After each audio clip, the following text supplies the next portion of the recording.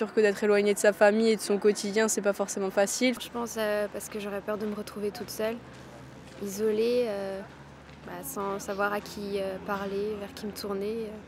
Les amis et l'ami encore plus proche, je pense que c'est ça pour moi qui serait un peu difficile.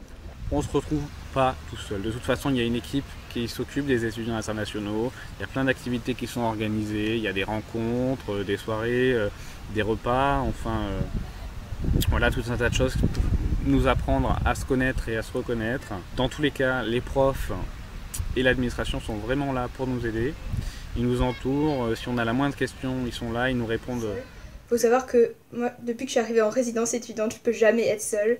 Je vis dans une sorte d'appart où il y a plusieurs chambres et il y a tout le temps quelqu'un. On peut se rencontrer dans la cuisine, on peut aller toquer d'une porte à l'autre si on a besoin de quoi que ce soit.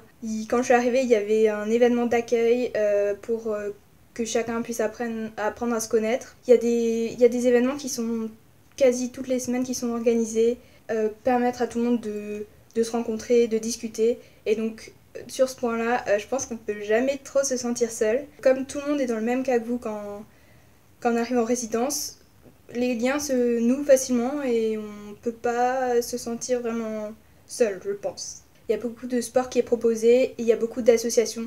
Si vous investissez un minimum, vous ne pourrez jamais être seul et vous rencontrerez du monde tout le temps. Vous ne saurez même plus où donner de la tête. Et voilà, c'est assez amusant et intéressant de voir que très vite, on va se constituer un groupe d'amis et au final, on reste seul, soit pas très longtemps, soit pas du tout, parce que ça peut commencer dès l'aéroport en rencontrant quelqu'un qui vient étudier au même endroit que vous.